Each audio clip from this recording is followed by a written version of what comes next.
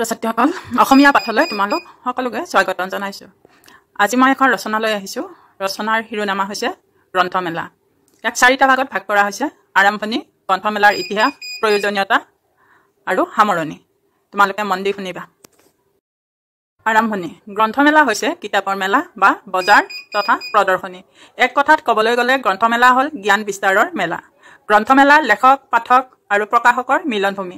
লেখকে কিতাপ লিখি দিয়ে, প্ৰকাশকে ৰুচিসন্মতভাৱে সুন্দৰকৈ নিৰ্ভুলভাৱে ছপাশালত ছপাই বন্ধাই উলিয়াই দিয়ে আৰু পাঠকে তাক কিনি পঢ়ে। কিতাপ নথকা ঘৰ, খিৰিকী নথকা কোঠাৰ দৰে। গ্ৰন্থপ্ৰেমী লোকে গ্ৰন্থমেলাত কিতাপৰ বিনিময় আৰু বিচৰা কিতাপ একে ঠাইতে পোৱাৰ সুবিধা লাভ কৰে। গ্ৰন্থমেলাৰ ইতিহাস। বিশ্বত গ্ৰন্থমেলাৰ ইতিহাস অতি পুৰণি। পৃথিৱীৰ বিভিন্ন ঠাইত বৃহৎ বৃহৎ গ্ৰন্থমেলা অনুষ্ঠিত হৈ থাকে।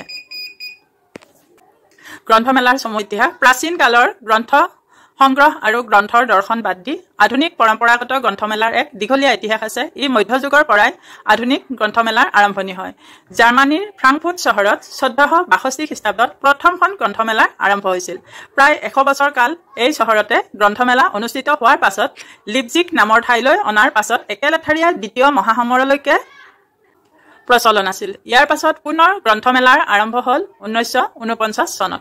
এইখন গ্ৰন্থমেলা বিশ্বৰ প্ৰায়বোৰ দেশেই ভাগ লোৱাত বিশ্ব গ্ৰন্থমেলালৈ পৰিণত হ'ল। উল্লেখযোগ্য যে এই মেলা ব্যৱসায়ীসকলৰ মাজতে আদান প্ৰদান হৈছিল আৰু সাধাৰণ পাঠকক বিক্ৰী কৰা নহৈছিল। ভাৰতত আধুনিক গ্ৰন্থমেলা প্ৰণালীবদ্ধভাৱে আৰম্ভ হয় 1972 চনতহে।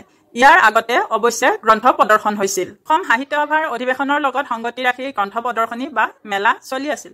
1960 চনৰ পৰৱৰ্তী কালৰে পৰা এই ব্যৱস্থা হৈছিল। অৱশ্যে প্ৰকৃত স্বতন্ত্ৰ গ্ৰন্থমেলা 1984 চনত অসম প্ৰকাশন পৰিষদ আৰু নেশ্যনেল বুক ট্ৰাষ্টৰ সহযোগত অনুষ্ঠিত হয়। ইয়াৰ পাছৰে পৰা অসমত গ্ৰন্থমেলাৰ জোৱাৰ উঠে। ভাৰতবৰ্ষতো গ্ৰন্থমেলাই গুৰুত্ব লাভ কৰে। 1972 চনৰ পৰা দিল্লীত অনুষ্ঠিত গ্ৰন্থমেলাত ইউনেস্কোৱে হাত আগবঢ়োৱাত আন্তৰ্জাতিক মান লাভ কৰে। ইয়াৰ পাছত কলিকতা গ্ৰন্থমেলাই ব্যাপকতা অৰ্জন কৰে। অৱশ্যে এই চহৰৰ কলেজ ষ্ট্ৰীটত প্ৰতিদিনে গ্ৰন্থমেলাৰ সদৃশ ৰূপ লয়। অসমত তাৰ অনুৰূপ হ'ল গুৱাহাটীৰ পাণবজাৰৰ যশৱন্ত পথ। সি যি কি নহওক, ইয়াৰ পাছত অসমত গ্ৰন্থমেলা নগৰে চহৰে সকলোতে আয়োজন চলাত লেখক পাঠকৰ অন্তৰংগতা বৃদ্ধি পালে, গ্ৰন্থ প্ৰকাশ বাঢ়িল আৰু গ্ৰন্থৰ বিক্ৰী যথেষ্ট বৃদ্ধি পালে। আনহাতে বিক্ৰী কম হোৱা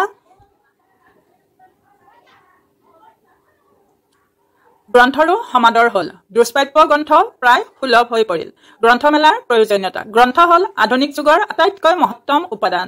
ছপাখানাৰ আৱিষ্কাৰৰ লগে লগে গ্ৰন্থৰ প্ৰচাৰ বাঢ়িবলৈ আৰম্ভ কৰে আৰু ইয়াৰ ফলত জ্ঞান বিজ্ঞানৰ সীমা বিস্তৃত হ'বলৈ ধৰিলে। আগতে গ্ৰন্থ ৰচিত হৈছিল যদিও সেইবোৰ মুষ্টিমেয় মানুহৰ হাতত থুপ খাই আছিল। তাৰ পৰা বাহিৰা মানুহ বৰ বিশেষ লাভৱান হ'ব পৰা নাছিল। এতিয়া বিশ্বৰ বিভিন্ন গ্ৰন্থ প্ৰকাশ পাব পৰা হৈছে। মুদ্ৰা যন্ত্ৰ আৰু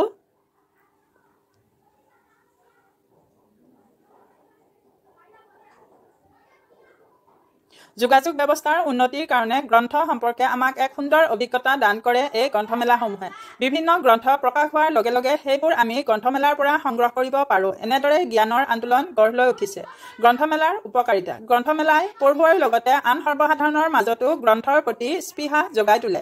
ইয়াৰ ফলত গ্ৰন্থৰ সমাদৰ আৰু চাহিদা বাঢ়ে। চাহিদা বঢ়াৰ ফলত প্ৰকাশকসকলে গ্ৰন্থ প্ৰকাশ কৰাৰ কাৰণে বিশেষ উৎসাহবোধ কৰে আৰু তাৰ দ্বাৰা লেখকসকলো উপকৃত হয়। এনেদৰে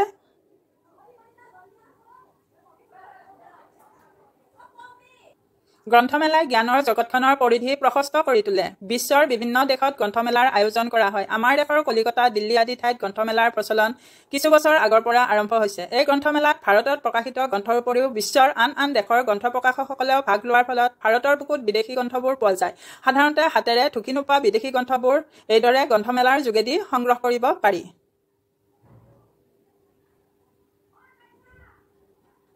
সামৰণি। আধুনিক জগতত গ্ৰন্থমেলাই গুৰুত্ব লাভ কৰি সভ্যতা সংস্কৃতিৰ চানেকি দাঙি ধৰিছে। বৰ্তমান দিল্লী, জয়পুৰ, কলকাতা, গুৱাহাটী আদি বহুত চহৰত গ্ৰন্থমেলা উৎসৱলৈ পৰিণত হৈছে। এই উৎসৱৰ লেখক পাঠকৰ মহামিলনৰ থলী আৰু সাহিত্য চৰ্চাৰ প্ৰধান ক্ষেত্ৰ বুলি স্বীকৃত হৈছে। গ্ৰন্থমেলা যদিও গ্ৰন্থৰ ক্ৰেতা বিক্ৰেতাৰ অনুষ্ঠান, তথাপি সকলো মানুহৰ আনন্দময় উৎসাহ উদ্দীপনাৰ অন্যতম থলী। সভ্যতাৰ অগ্ৰগতিত গ্ৰন্থৰ প্ৰসাৰ প্ৰচাৰ আৰু মান উন্নয়নত গ্ৰন্থমেলা ডাঙৰ পদক্ষেপ। নতুন পঢ়ুৱৈ সৃষ্টিত গ্ৰন্থমেলাই প্ৰভাৱ বিস্তাৰ কৰে। গ্ৰন্থৰ প্ৰতি অনাসক্তজনেও গ্ৰন্থমেলাত প্ৰৱেশ কৰি এখন হলেও গ্ৰন্থ কিনা দেখা যায়। সেয়েহে গ্ৰন্থমেলাৰ আয়োজন কৰা উচিত আৰু গাঁৱে ভূঞে ইয়াৰ সম্প্ৰসাৰণত জোৰ দিয়া উচিত। গ্ৰন্থই উন্নতিৰ সোপান গঢ়ে। বৰ্তমান সময়ত জ্ঞান প্ৰসাৰণৰ বাবে গ্ৰন্থমেলা অতি আৱশ্যক।